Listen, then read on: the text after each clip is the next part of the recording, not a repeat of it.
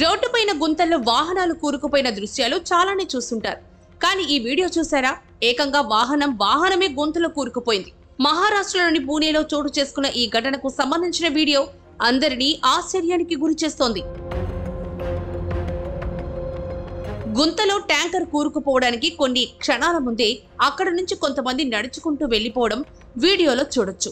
అకస్మాత్తుగా భారీ గొయ్యి ఏర్పడ్డం, ట్యాంకర్ అందులో కూరుకుపోవడం క్షణాల్లోనే జరిగిపోయాయి. ఆ గొయ్యిలో మురుగునీరు ఉండగా దాదాపుగా ట్యాంకర్ క్యాబిన్ వరకు ఆ మురుగునీటిలో మునిగిపోయింది.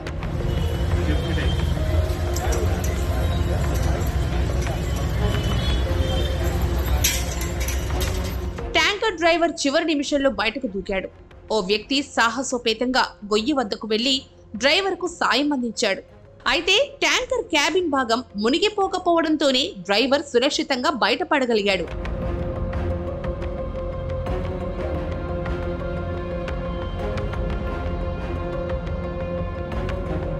పూణే మున్సిపల్ కార్పొరేషన్ సంస్థకు చెందిన ఆ ట్యాంకర్ బుద్వార్పెత్ ప్రాంతంలోని పోస్టాఫీస్ కార్యాలయం ప్రాంగణంలో డ్రైనేజ్ క్లీనింగ్ వర్క్ నిమిత్తం వచ్చింది. ఈ ఘటనలో ఎవరూ గాయపడలేదని పూణే మున్సిపాలిటీ అధికారులు తెలిపారు. అయితే అక్కడ ఫ్లోర్ ఒక్కసారిగా ఎందుకు కుంగిపోయింది అని ఆరా తీయగా గతంలో అక్కడ బావి ఉండేదని ఓ అధికారి వెల్లడించారు. పాత బావికి స్లాబ్ వేసి దానిపై పేపర్ బ్లాక్స్ వేశారని చెప్పారు.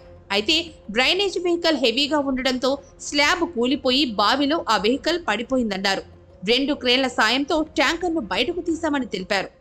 See, this being the very crowded area, and basically what we thought earlier or whatever was the news is that there is something on the road. It is not on any public road, but it is in the postal premises, wherein there was earlier a old well, and it has been covered with slab and with the paver blocks, and that's why being this drainage vehicle being the heavy vehicle, there was this mishap.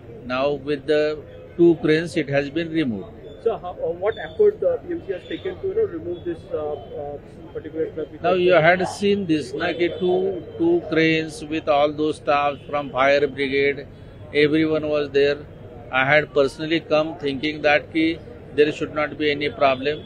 So now it has been successfully removed. Are you ordering any kind of investigation or probe? See, it will be done. Investigation from our PMC department will be also done. From Metro also, they will also verify.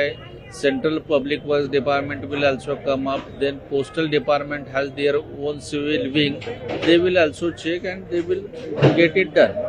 So possibly no injuries or nothing has been reported? No.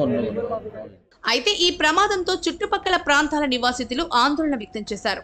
ఘటనకు సంబంధించిన సమాచారం అందగానే fire department కు చెందిన 20 మంది సిబ్బంది అక్కడికి చేరుకుని పరిశీలించారు. 2 క్రేన్ల సాయంతో ట్యాంకర్ను బయటకు తీశారు.